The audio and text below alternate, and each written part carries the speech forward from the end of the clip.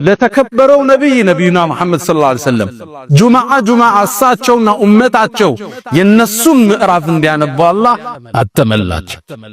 ታሪካቸው ዛሬ ይተከሳል። ቀለል አድርገህ የምታስበዋል አንተ ትንሽ ይመስልሃል።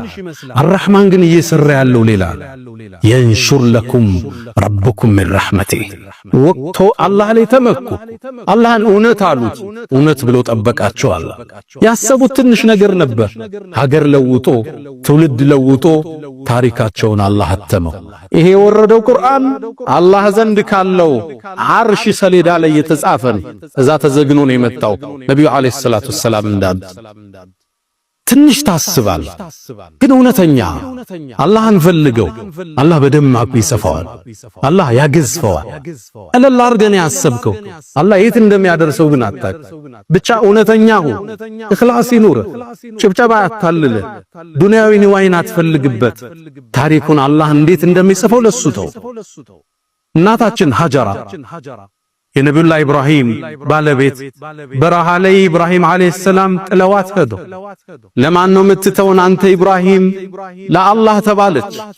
አላህን ተማመነች። ውሃ ፍለጋ ከሶፋና መርዋ 7 ጊዜ ተመላልሳለች። ልብ በሉ ሀጀራ ያኔ በአላህ ተወክላ ሶፋና መርዋ ስትሮጥ ይሄ ሩጫዋ የዚህ የተከበረ ትውልድ ሱና እንደሚሆን ታውቅ ነበር? አታቀማት። ተስፋ መቁረጥ ውስጥ ብሶት ውስጥ ረሃብ ውስጥ ነች። ግን አላህ ዘንድ ተመክታ ነበር። ያን ሩጫዋን የዚህ ትውልድ የሐጅ ፕሮሰስ ውስጥ አላህ ከተተው። ነብዩ አለይሂ ሰላቱ ወሰላም ሰሃባዎቹ ሶፋና መርዋ ተመላልሰዋል። እኛም ሄደን ሶፋና መርዋ እንመላለሳለን። እሷ ስትሮጠው አላሰበችም የዚህ ትውልድ ሱና መሆኑ። አላህ ዘንድ ተመካች። አላህ አልፎ ቆያት። የዚህ የተከበረ ትውልድ የነብዩ ትውልድ ሱና አደረገላት። በረሃ ላይ እኔን ተመክተሽ ሩጠሻል፣ ገና የነብዩ ኡመት ያስታውሱሻል።